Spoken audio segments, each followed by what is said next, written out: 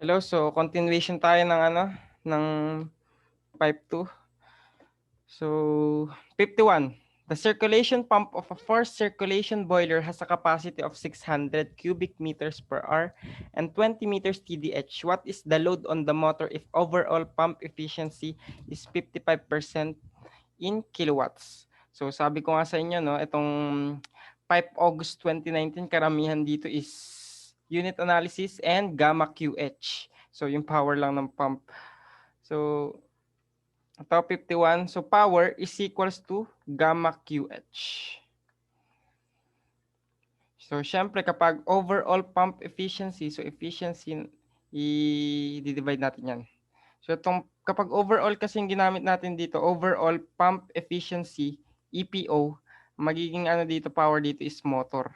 Kasi alam natin na if overall pump efficiency is equals to pump output, so power ng pump divided by power ng motor. Kaya kung mapapansin nyo, motor power is equals to pump power. Ito yung pump power natin. So ito yung output power ng pump, itong gamma QH. Then divide ng efficiency ng pump overall efficiency. So gamma QH 9.81 kilonewton per meter cube multiplied by Q. So anong Q natin? 607 meter cube per hour. So convert lang natin. So times 1 hour per 3,600 seconds. Then height is 20 meters. So maka-cancel dito sa meter cube. So divide pa pala ng efficiency ng pump. So divide ng 55%. So 0.55. So ang power ng motor natin is 60 kilowatts. So very easy. Then 52, what are the common scale forming minerals in plant cooling water system? So 52, nakakita na naman tayo ng all of the choices. So yun na kagad ang sagot dyan. So 53, what is the brake HP of a ventilation fan with the capacity of 4,600 CPM, a total head of 1.56 inches, water gauge, and the fan efficiency of 50% in HP? So paano itong 53? So ganun na naman, gamma QH na naman to guys. So power is equals to gamma QH. So gamma QH divided by, so since may efficiency tayo, so alam niyo ang fan is parang pump rin yan. So sa fan kasi, ang working fluid niya dyan is air. So parang pump rin yan, so divide din yan natin. So efficiency ng fan. So gamma, so 62.4. Ay hindi, hindi 62.4 guys, pang water yan. So, specific weight ng air pala.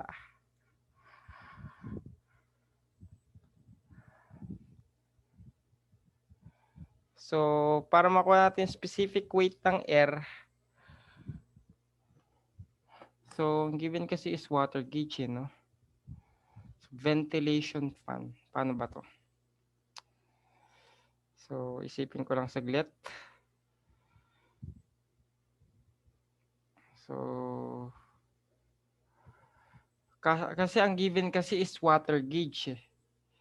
So kapag water gauge, ang gagamitin mo diyang na specific weight is water din dapat. So water din dapat yan. So 62.4 pounds per cubic foot times volume flow rate natin na 46 or 4,600 cubic foot per minute. Then times height na 1.56. So divide natin ng 12 para maging foot. So water gauge. So cancel pounds to foot per minute divided by efficiency na 50%. So power is equal to 2.26 HP.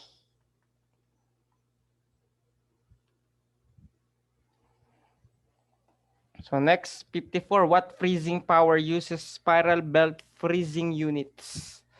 So anong sagot sa 54? So air blast. So next, 55. A run of river hydroelectric power plant is to be installed based on the following design parameters. So hinanap dito what will be the required MVA of the generator, MVA. So guys, ang MVA, simple lang yung formula ng MVA, no? Is equals to power over power factor, PF. So ang PF is power factor. So ilan yung power natin dito na given? So ilan yung power natin dito, guys? So si power, pwede natin makuha using, so yan yung gagawin natin. Si power, pwede natin makuha using gamma QH.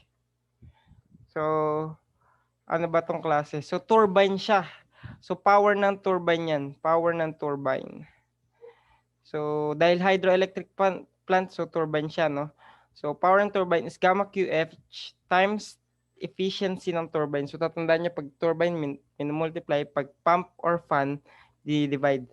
So specific weight 9.81 kilonewton per meter cube times volume flow rate na 48. So kung mapapansin dyan, 48 meter cube per second times H. So ano yung H natin? So itong H is gross head minus head loss.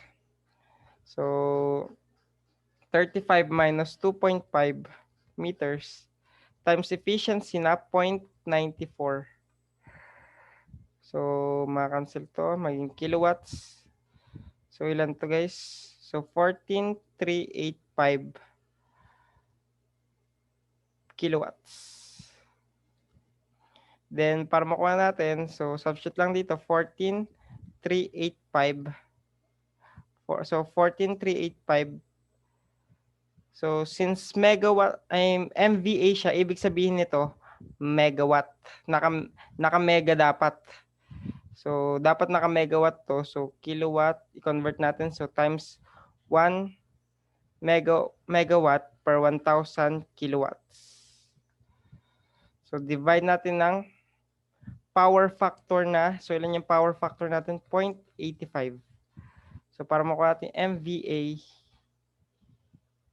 is equals to, so MVA is equals to 17. Letter C. So next, 56. So if an ideal Rankine cycle in a power plant, what the boiler provides? So syempre sa Rankine cycle, alam naman natin heat added at constant pressure or isobaric heat input. So 57, a 4-star hotel has an average guests of 1,200 per day. The average sewer flow per capita is 0.35. BOD5 loading is 0.08 kg per capita and TSS loading is 0.09 kg per capita per day. What is the TSS loading in kilograms per day? So paano to, guys? So TSS loading ang hinahanap. So pag TSS, so hanapin mo lang dyan. So ilan yung sa TSS? So sa TSS loading, meron tayong 0.09 kilogram, 0.09 kilogram capita per day. So per day. Then multiply mo ng per capita per day. So multiply mo siya ng 1,200 guests. 1,200 guests. So ilan to? So 108 kilograms per day. So the answer is, so kahit pala tanggalin natin tong kilogram ay day. Itong ito is guest per day. So yan yung sagot. The answer is letter A. So next, 58. So a fertilizer company is proposing to put up a 15 megawatt coal-fired industrial boiler operating at 42 kilograms per square centimeter gauge to run a full condensing steam turbine having a steam rate of 5 metric tons per megawatt power and 10% of steam generation is used for auxiliaries. So what should be the minimum nameplate capacity of the boiler in metric tons per hour? So paano to guys? So simple lang formula din sa 58, no? So boiler capacity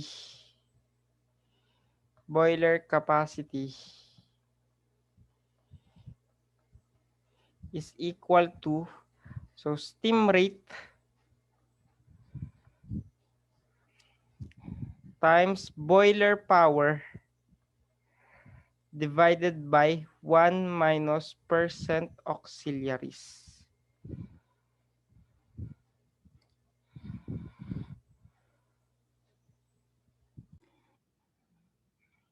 So substitute lang. So isla yung steam rate natin, 5 metric tons per megawatt. Then yung power ng boiler is 15 megawatts. So makakancel na yung megawatts dyan. Divided by 1 minus percent auxiliaries. So 10%. So ilan to? So lalabas dito is 83.33. The answer is letter B.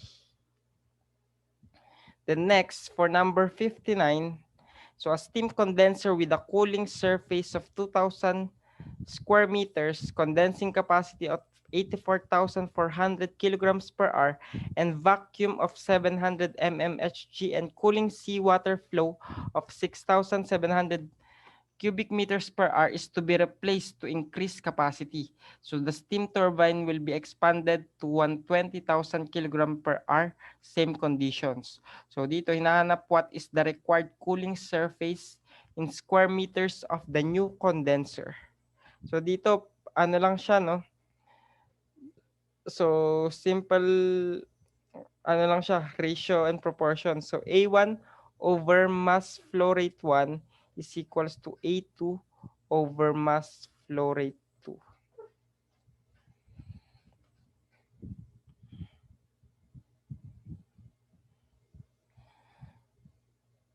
So ilan yung A1 natin? 2,000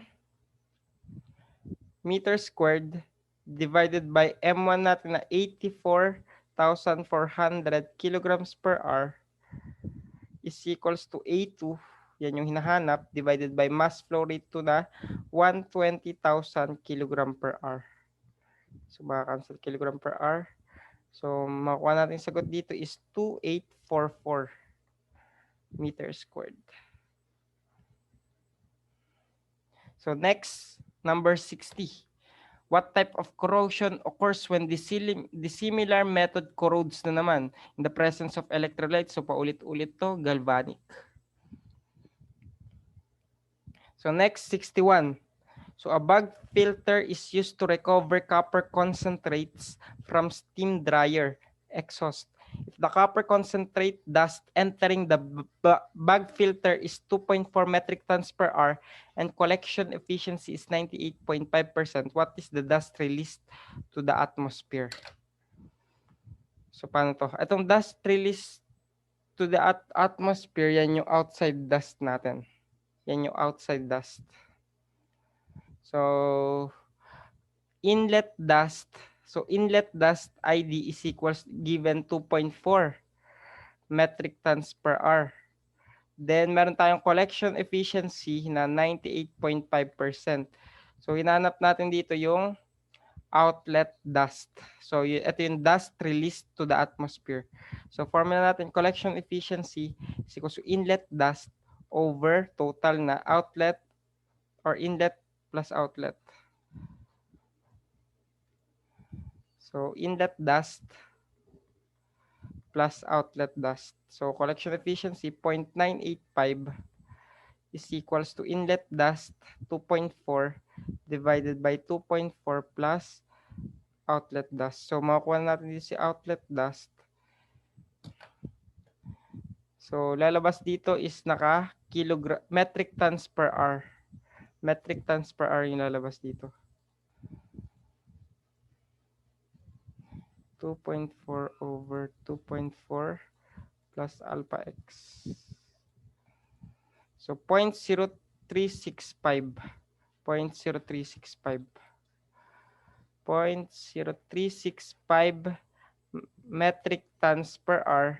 So times 1,000 kilogram per metric ton. So ilan to? 36.5 kilograms per hour.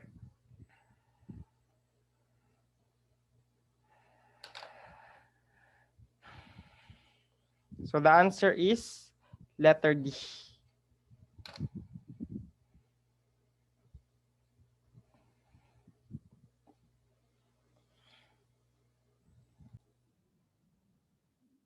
So next, 62. So a commercial building in Tacloban City has installed a Caterpillar with a capacity of 600 kilowatt, has a fuel consumption of 144.6 LPH, so liters per hour yan at 600 kilowatt load.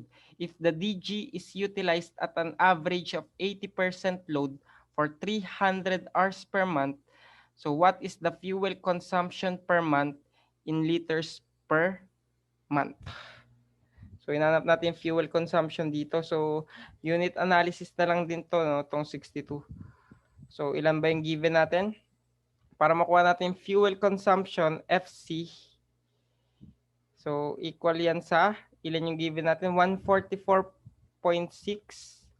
liters per hour. So times 300 hours per month. 300 hours per month. So makacancel si R times, meron tayong average load. So 0.80 na average load. So average percent load. So ilan yan? 34,700 liters per month. Then 63, what are the major components of biogas produced from animal waste? So sa 63, ang sagot dyan is methane and carbon dioxide. So next tayo, 64. What is the heating value of a fuel that considers the negative effect of water vapor during combustion? So basta higher heating value, tapos siya, liquid fuel. So ito nga, water vapor. So higher heating value yan. So tandaan nyo kapag heating value, so heating value ng gas fuel, so lower heating value yan. Pero kapag heating value ng liquid fuel, higher heating value yan. Then 65, according to ISO 10816-2 for steam turbines and generators greater than 50 megawatt and 1,500 RPM, what is the vibration range considered acceptable for unrestricted long-term operation? So meron tayong chart dyan, no? So meron tayong chart dito, guys. So zone A to D, zone A, B, C, D. So kapag zone A, ang tawag yan is newly commissioned machine. Newly commissioned machine. Then kapag zone B, yan yung tinatawag nating restricted long-term operation.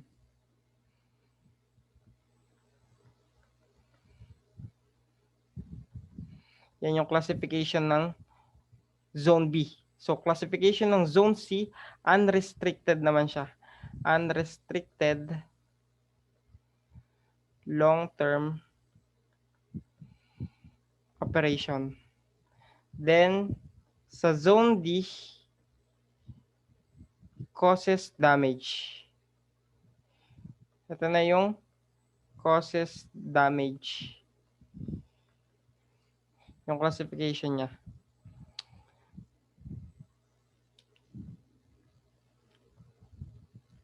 So kapag zone A or B, kapag zone A or B, then yung ano niya, yung RPM niya is from 1,500.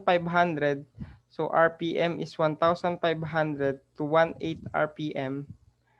Then kapag yung ito yung mga values niya. So zone A to B, zone B or C, zone C or D.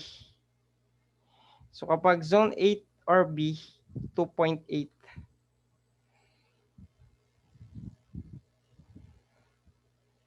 So from 2.8, then zone B or C or 5.3, then zone C or D is 8.5.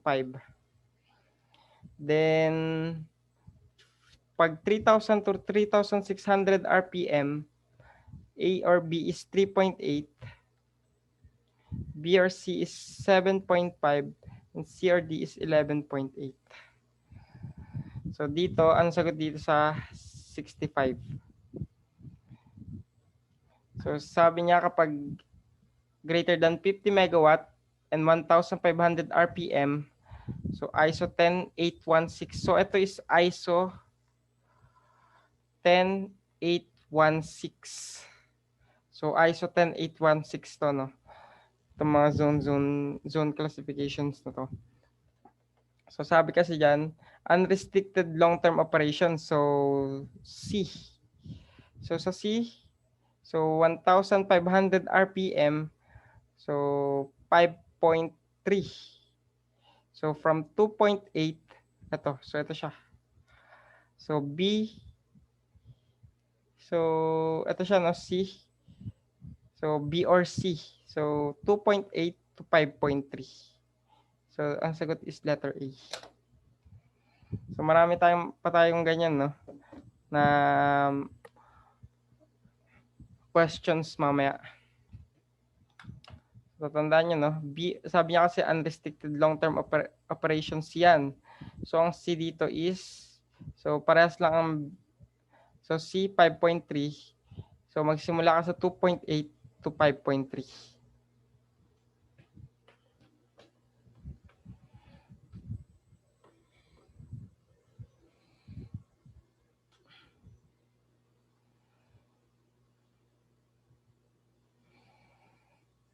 Ay, hindi siya 2.8 or 5.3, guys.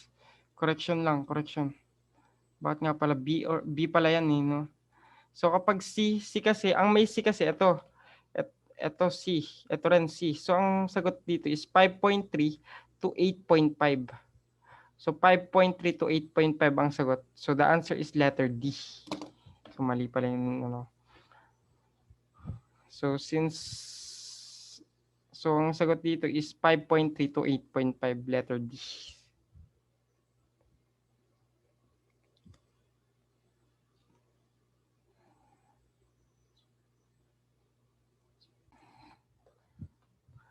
So next, 66.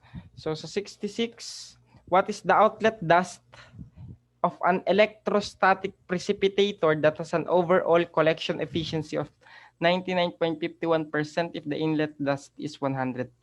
So 'di ba may formula tayong collection efficiency is equals to inlet dust over inlet dust plus outlet dust. So substitute lang, 0.9951 is equals to inlet dust 102 divided by 102 plus outlet dust. So shift solve lang natin, guys, no? So 0.9951 is equals to 102 over 102 plus x. Shift solve 0.5. 0.5. So the answer is letter C. The next, 67, a cooling tower for a 12 megawatt biomass power plant has a cooling capacity of 3,750 meter cube per hour. So water entering at 41 and leaving the cooling water at 33. Wet bulb temperature is 28. What is the cooling tower effectiveness? So cooling tower effectiveness, CTE, is equals to T1 minus T2 over T1 minus T ng wet bulb. So T1 natin is 41 minus T2 is 33 divided by 41 minus wet bulb temperature na 28. So, shift solve, makuha natin, or equal lang pala. Type lang sa calcu, 61.5%. So, the answer is letter C.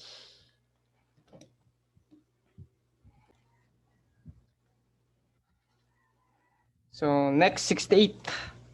What byproduct is produced in the combustion of hydrogen in the presence of oxygen? So, ito, pinakamadali sa lahat.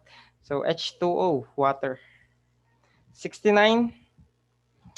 So, what is the potential power in megawatt to be generated by a hydroelectric plant with a design flow rate of 35, gross head of 75, total head losses of 5, and 96% generator efficiency? So, paano to guys?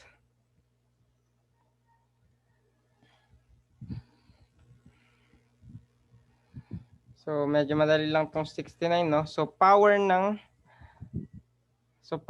is equals to gamma QH.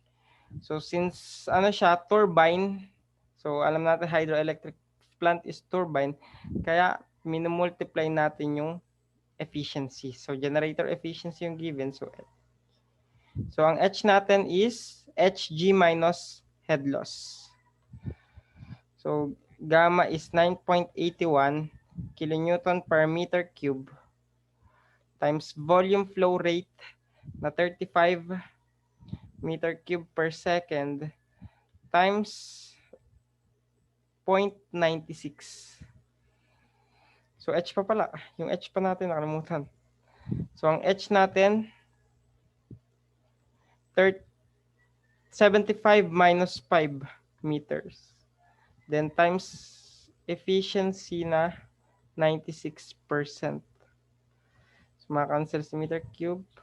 So, since kilowatt ang lalabas dito, so i-convert natin. So, 1,000 kilowatt or 1 megawatt pala, baliktad. 1 megawatt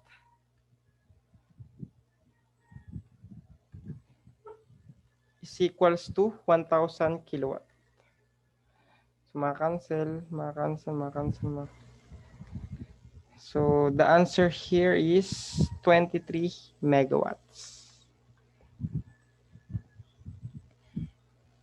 So, the answer is letter B. So, next, 70. So, a deep well pump with a capacity of 900 GPM so is to be installed 420 feet deep in Atacama Desert of Chile. What will be stored into an elevated tank 65 feet above ground and other head losses total 50 feet? What is the pump water horsepower? So, paano to guys? So, ang H natin kapag deep well, for deep well tuloy. Depth well no?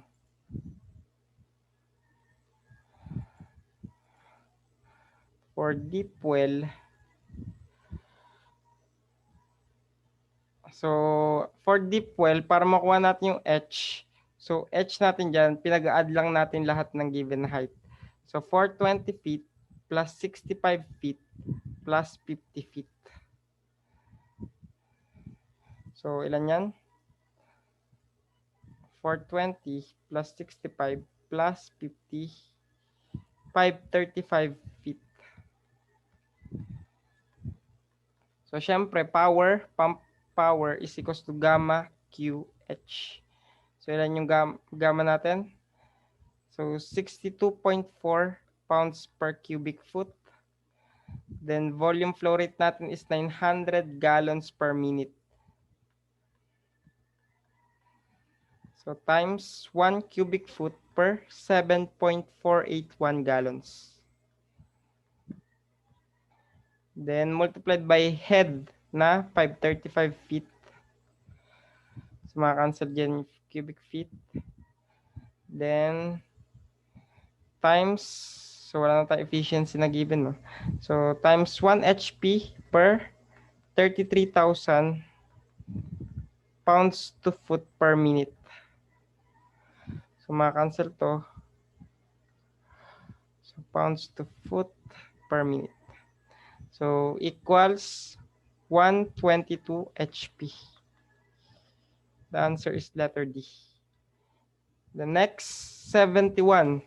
So a geothermal power plant site should have, so since all of the options, yun na kagad yung sagot. 72.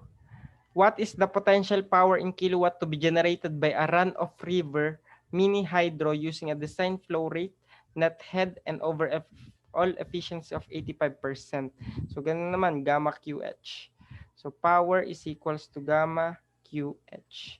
So since ano siya, hydropower plant, so turbine yan. So efficiency ng turbine. So gamma 9.81 kilonewton per cubic meter times Q, or volume flow rate natin is 15 cubic meters per second times head na 15 meters. So maka-cancel yan. Then times efficiency ng turbine na 0.85. So equal yan sa 1876 kilowatts. So the answer is letter C. The next, 73. In the design of a cooling tower, the following will determine make-up water volume. So 73, since all of the choices na naman, yan naman yung sagot. So malaki talagang percentage na all of the choices yung sagot, no, kapag ganyan. So mga 70%. So 70% ganyan yung sagot na all of the choices, pwedeng both of the choices. So yan, no. 74. What is 1 kilowatt to BTU per hour? So paano itong 74? So 1 kilowatt times 1 HP per 0.746 kilowatt. So maka-cancel, no? Then times 2545 BTU per hour per HP. Per 1 HP. So maka-cancel sa HP. So makuha natin dito is 3413 BTU per hour. So ito ang sagot. The answer is letter C. The next 75, what is the number used to specify the kind of gasoline? It's the percentage of octane in an octane-heptane mixture. So 75, syempre, octane number. Yun nakagad. Then 76, in a refrigeration and air conditioning system, what is the fluid that easily boils at a low temperature that absorbs heat in the evaporator and discharges it into the condenser? So ang sagot dyan, syempre, yung refrigerant. Then 77, a cross-flow type cooling tower is used to cool the chilled water for a 600 TR chiller. Total flow is 1,800 GPM and delta T of 10 degree Fahrenheit. So what is the amount of heat to be removed by the cooling tower in TR? So paano itong 77? So syempre, 77, gagamitin na naman natin dyan. Q is equals to MC delta T. So ang mass natin dito, ilan yung mass natin na given? So ang mass na given is 6.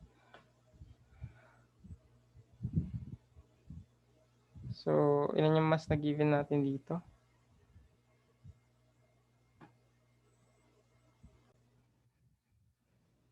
So yung mass natin, makukuha natin using density times volume. So kunin mo natin si mass. So si mass is equals to density times volume. So mass flow rate yan, no? It's equals to density times volume flow rate. So 62.4 pounds per cubic foot times 180 gallons per minute. Or 1,800 pala. 1,800 gallons per minute times 1 cubic foot per gallons per minute. Ay, gallons per gallons. So, makakansa si cubic foot. So, makakansa si gallons. So, si gallons. So, pounds per minute yung matitira dito, no? So, 15016.04 pounds per minute. Then Q is equals to M. So 15016.04 pounds per minute times ang C natin is 4.187. Or English pala, no? So kapag English, 1 BTU per pounds to degree Rankine. Then change in temperature is 10 degree Fahrenheit or 10 degree Rankine na rin yan. So cancel BTU per minute. Then, so BTU per minute, so ang hinahanap kasi in tons of refrigeration. So 1 TR per 200 BTU per minute. So cancel si BTU per minute. So matitira dito is so 750 TR. The answer is letter C. So next 78, what conveyor consists of a spiral or flights fastened around the pipe or shaft that is rotated in a box line casing? So sa 78, ang sagot yan. So 78, ang sagot is letter D, screw conveyor.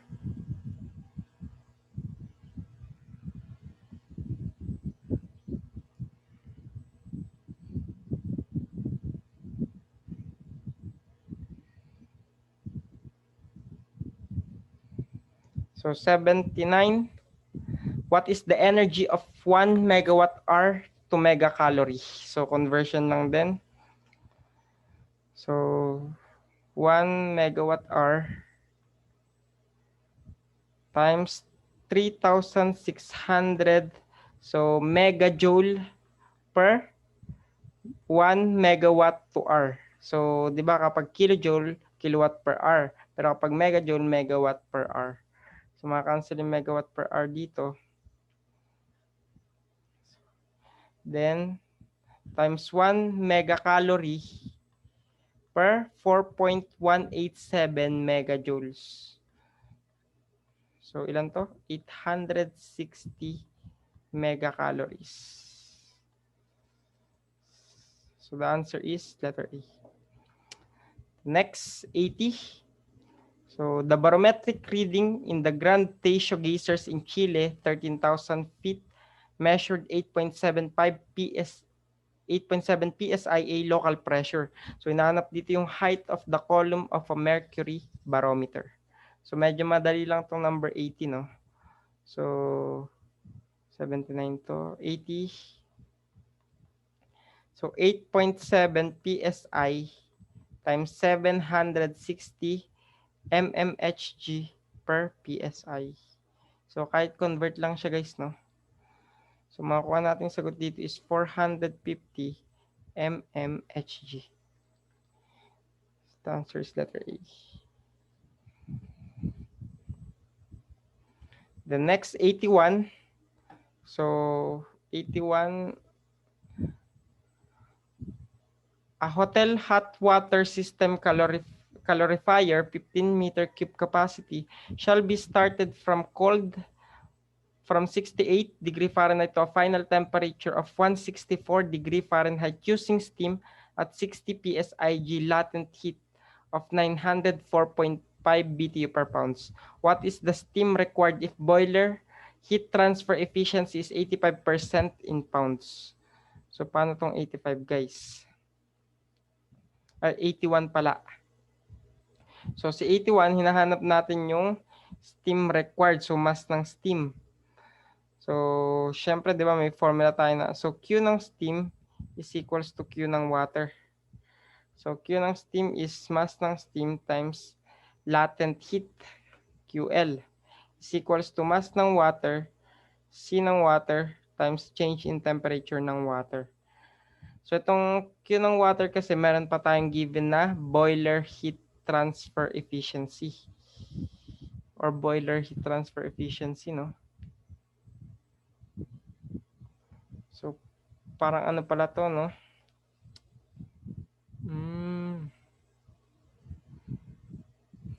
Since boiler, gato na lang pala gamitin nating formula dito, guys.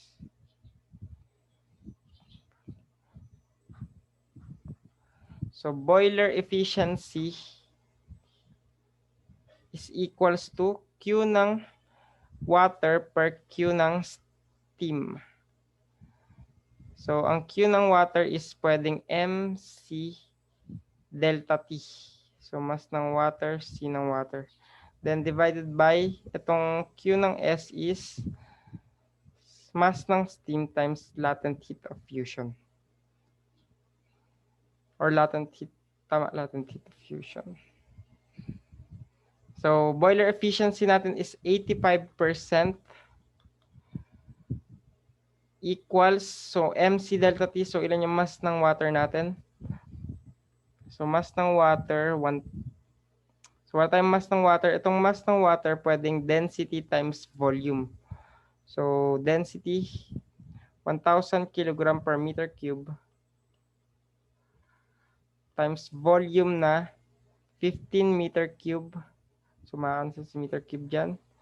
Then, times C ng water, 1 BTU per pounds to degree Rankine. Then, times yung temperature, so 164 minus 68 degree Fahrenheit or degree Rankine. So, makacancel dyan. So, ito, convert natin tong kilograms into pounds. So, 1 pounds per 2 or baliktad. 2.20 pounds. 2.205 pounds per 1 kilogram. So, makacancel tong kilogram. Makacancel dito yung pounds. So, divided by mass ng steam. So, ilan yung mass ng steam natin? Yan yung hinahanap. Then, times heating value or latent heat, 904.5 BTU per pounds. So, maka-cancel dito yung BTU. Matitira dito is in pounds. So, mass ng steam. Ilan yung mass ng steam na makukuha natin? So, mass ng steam is equal to 4,130 pounds.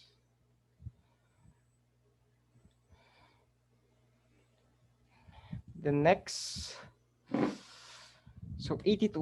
How many means of egress is required for a 20 PSIG high pressure boiler room with an area of 490 heat input capacity of 1,200,000 BTU per hour?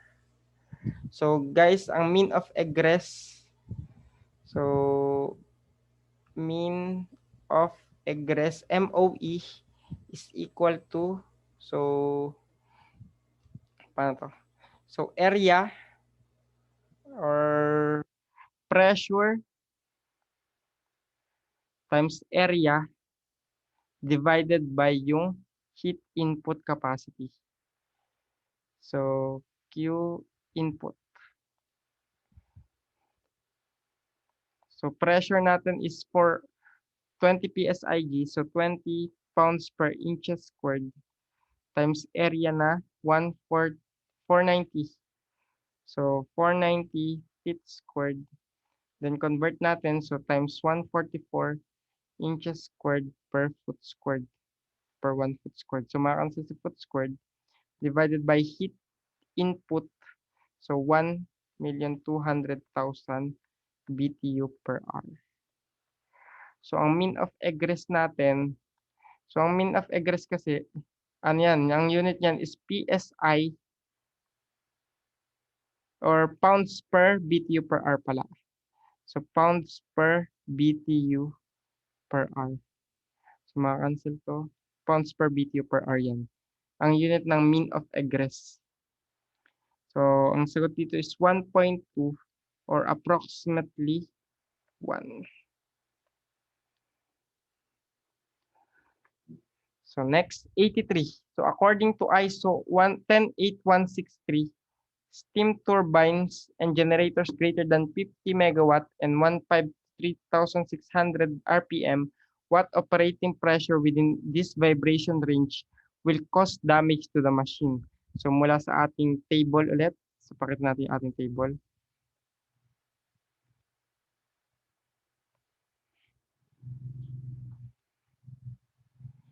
So, wait.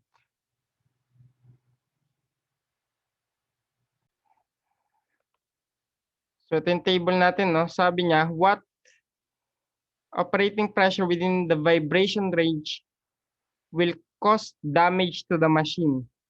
So ano yung nagko-cause ng damage? So letter D. So cause damage. So ano ba yung characteristics niya? So 150 to 3,600 RPM. So syempre, sagot dyan is ito, 8.5. So 8.5. So 1.5 to 3,600. So dito guys, ang sagot is, so ang 8.5 kasi sa halos sakop pa siya ng C, no? So greater than 11 ang sagot dito. So A. So greater than 11.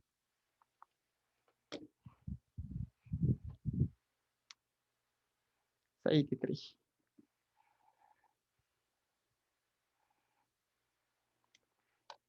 So letter D siya, no guys.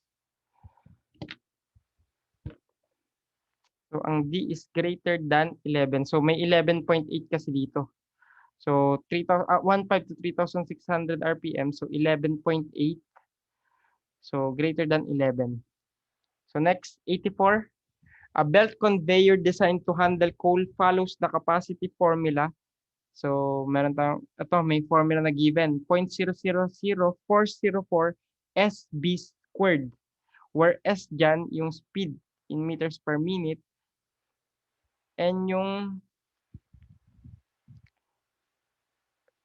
And desired capacity 600 tons per hour. What should be the belt width? So yung width natin dyan yung B in cm. So syempre 84. So medyo madali lang itong 84, no? So conveyor capacity CC is equals to 0.000404 SB squared. So ilan yung conveyor capacity natin? 600 tons per hour is equals to 0.000404 times S natin is 100. So 100 meters per minute B squared. So ang B natin dito by shift solve is 120. So the answer is letter C. Then 85, what is the inlet dust of an electrostatic precipitator that has an overall collection efficiency of 99.51 if outlet dust is 500 megagram per nm cube? So, syempre, overall, collection efficiency is equals to inlet dust over inlet dust plus outlet dust.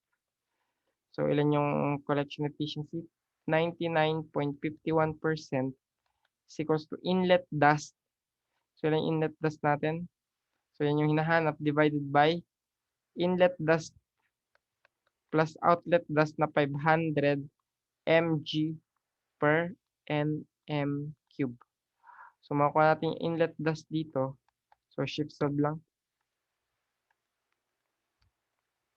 0.9951 is equal to alpha x divided by alpha x plus 500. So 101,540. 101,540 mg per nm cube. So times 1 grams per 1,000 milligrams. So maka-cancel. Tara dito is 101.54 grams per nm cube. So ito na sagot. So the answer is letter D.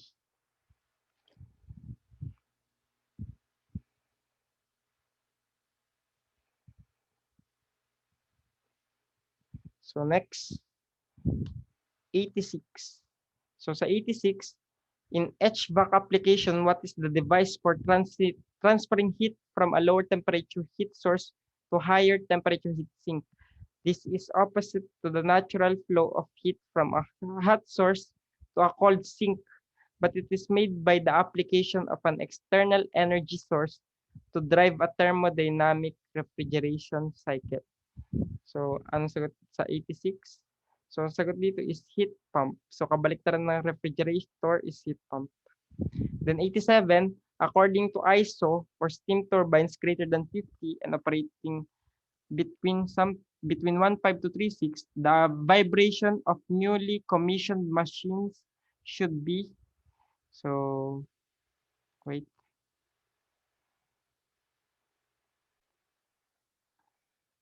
So ito siya. So newly commissioned machine. So ito yung newly commissioned machine, A. So itong A, so ito siya. So from 2.8 to 3.8. So 2.8 to 3.8 sandito. So ito, less than 3.5 ang sagot yan. So titingnan mo lang dito sa A, no? So less than 3.5. Letter D. The next 88. So the Philippine Clean Air Act of 1999 specifies the limit of SOx that can be discharged to the environment as, so ang sagot sa 88. So the answer here is B, greater than 700. Then 89, a pump is used to recycle wastewater for an industrial plant required a discharge volume of 200 at a TDH of 85. What is the motor load? In HP, if pump efficiency is 80 and motor efficiency is 90. So medyo madali lang to, no? So power ng motor is equals to specific gamma QH divided by efficiency ng pump times efficiency ng motor. So ilan yan? 62.4 pounds per cubic foot. Then yung Q natin is 200 gallons per minute times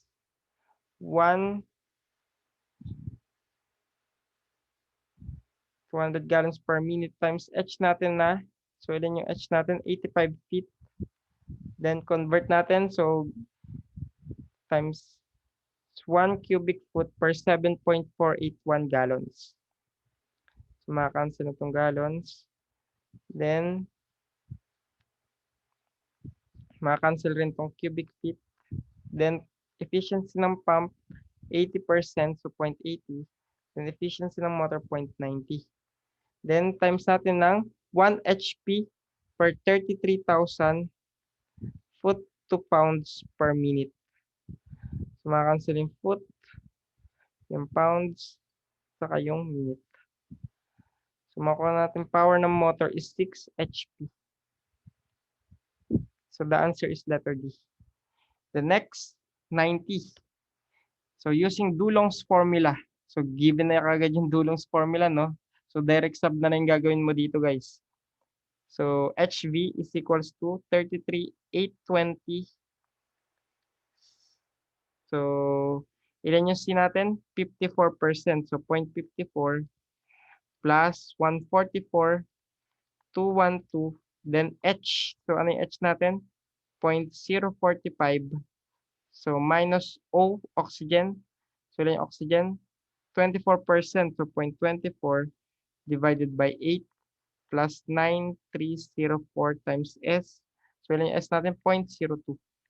So makuha natin heating value 2612 kilojoules per kilogram. So 2612. The next, 91. So dito sa 91, medyo mahabang problem. Hinahanap dito, appropriate conveying velocity for a bulk density of 770 kilograms per cubic meter. So dito guys, ang gagawin lang natin dito, kahit shift mode 3 lang to, no? So mode 3-2. Mode 3-2. So mode 3-2 lang to guys. So type nyo lang X at saka Y. So sa X natin, so hinahanap kasi natin yung conveying velocity. So dito kasi 720 kilograms per meter cube kapag 1882 meter cube per minute or meters per minute pala, meters per minute. Then sa 800 naman, so saan yung 800? So ito 800 kilograms per meter cube naman kapag 1981. So ang hinahanap natin dito, ano naman daw yung velocity kapag 770. So tatandaan nyo, dito yung density, ito yung density, ito yung velocity. So syempre para makuha natin 770 y hat, makuha na natin yung sagot.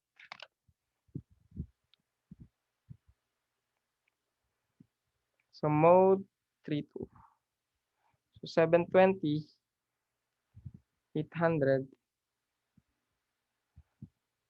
So 1882. Then 1981. So AC shift stat. So 770. 1943.875. So 1943.875 meters per minute. So yan na yung sagot. So the answer is letter D. The next, so 92 tayo. So the final high pressure feed water heater from a power plant uses 4.7 mpag of steam with latent heat of 1654 for heating 350 metric tons per hour of feed water from 205 to 260. What is the heating steam required in metric tons per hour? So paano itong 92? So medyo madali lang, no? So Q ng steam is equals to Q ng water. So Q ng steam, mass ng steam times latent heat is equals to mass ng water, C ng water, times change in temperature. So ilan yung latent heat natin dito? 1654 kilojoules per kilogram is equals to 350. So 350 metric tons per hour. So ilan tong mass ng water natin? So 350 metric tons per hour. Metric tons per hour. Times C natin, 4.187 kilojoules per kilogram to Kelvin. Times change in temperature, so 260 minus 205 Kelvin. So maka-cancel. So na yung lalabas dito na MPTH, no? So kilojoule, kilogram. So metric tons per hour yung matitira. So MS is equals to 48.7 MTPH. Metric tons per hour. So next, 93. What type of sprinkler system employs open sprinkler attached to piping system connected to a water surface or water supply through a valve that is opened by the operation of a detection system in the same area as the sprinkler system? So kapag activated, water flows and discharges to all the sprinklers at the same time. So ang sagot dito is Delage system. The 94, according to ISO, the vibration of newly commissioned machine should be within, so ang sagot dito. So sa 94 guys, kapag newly commissioned machine, so syempre 2.8 ito. So 2.8 letter C. So next, 95. So dito sa 95, at what fuel cost per liter of bunker will the unit cost using bunker fuel be equal to using wood bark in liters? So sa 95, pwedeng unit analysis na lang din yan, no? So 10,300 kilocalories per liter divided by, so 2,450 kilocalories per liter, or kilocalories per kilogram pala. Kilocalories per kilogram. So dito sa numerator, multiply natin dyan yung 0.85. So denominator, multiply natin dyan yung 0.65. So times 2.75 pesos per kilogram. So maka-cancel dito, kilocalories. So maka-cancel dito is kilogram. So matitira dito is in liters, no? Or pesos in liters. So peso per liter. So lalabas dito is 15.12 per liter.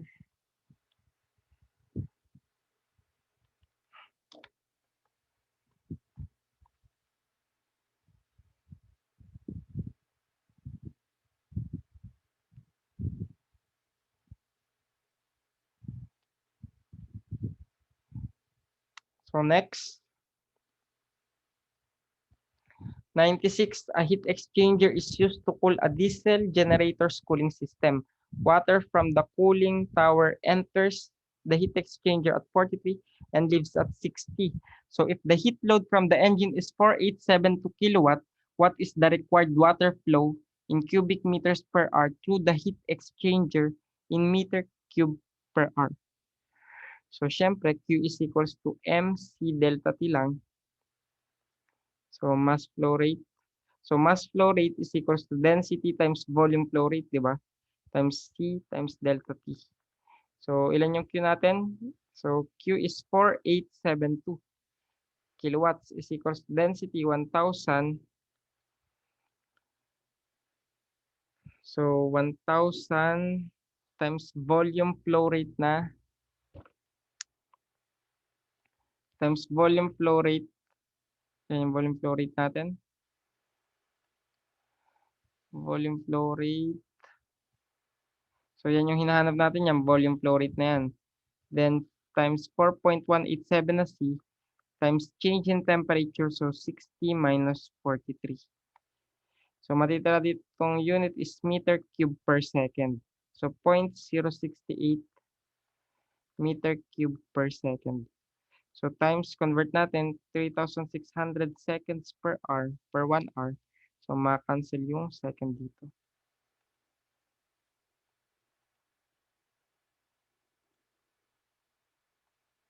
So ma-cancel second, matitira is 246.4 meter cube per hour.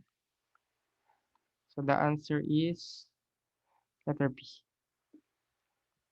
The next 97, what is an automatic pressure relieving device actuated by the static pressure upstream of such device characterized by the full opening pop action? It is mainly used for gas or vapor service. So dito ang sagot is safety valve.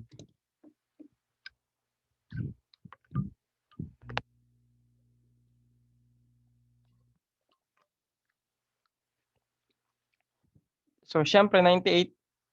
So sa 98, ito daw yung most commonly used for conveying bulk materials over long distances because they are least expensive and most versatile.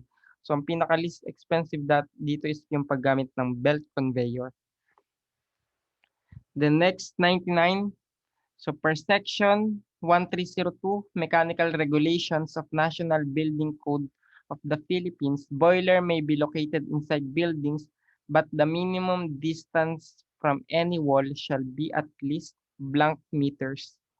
So sa 99, ang sagot dyan is 1.0 meters. Then 100, so conversion lang, watt to hour to foot to pounds. So dapat alam natin mag-convert nito, no? So 1 watt to hour times, so 1 kilowatt per 1,000 watts. So ma-cancel. Then times 3,600 kilojoules per foot to pounds or per kilowatt hour pala. Per 1 kilowatt hour. So ma-cancel yung kilowatt, ma-cancel yung hour. Then kilojoules, i-convert na natin into foot to pounds. So times 1,000 joules per 1 kilojoule. Then times 1 foot to pounds per 1.356 joules. So makancel si joules, yan na. So ang sagot dito is 2655 foot to pounds. So, dapat magaling ka magpaikot-ikot at mag-convert ng units.